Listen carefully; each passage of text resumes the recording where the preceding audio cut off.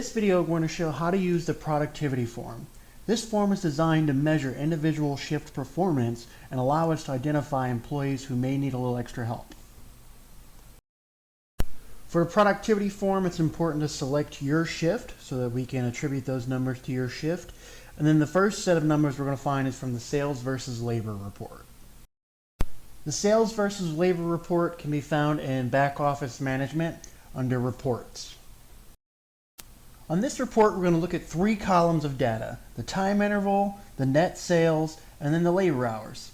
And then you're simply just going to match up each hour with that respective number, which will ultimately give us a sales per man hour for each individual hour, and then an average for a whole shift. There's 2 ways you can get this. You can manually add up all the sales and all the labor hours for that respective shift, in this case open to 4, and divide them. And that'll give you a sales per man hour for that opening shift.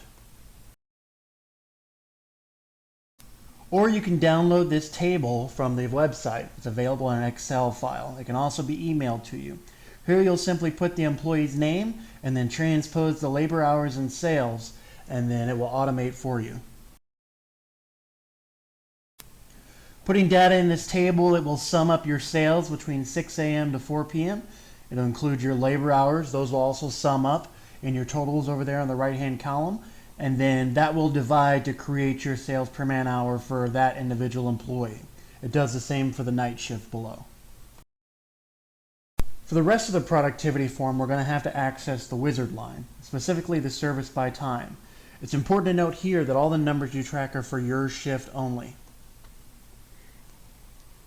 You can access the wizard line through the Internet Explorer browser on your store computer. From here, you'll select a store in the left-hand column, a begin date and an end date range, and then you're going to click on the Miscellaneous tab over here.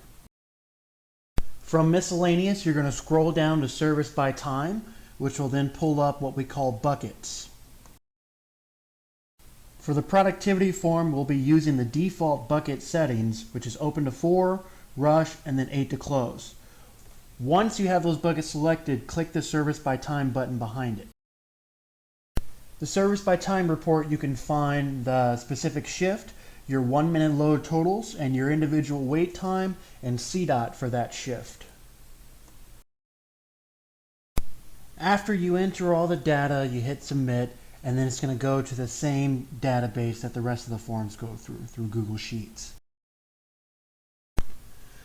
To view the individual sales per man hour of an employee, unfortunately automation is not an intrinsic perk on Google Forms, but I created a query sheet that duplicates this sheet and does the automation for you. Click down at this button here. Clicking on this query sheet will show you the individual sales per man hour for that submission. There's nothing you need to do. You just submit forms as you regularly would through the productivity form. On the sidebar, you can also see a productivity grade in case you're wondering how you're doing. Created using Powtoon.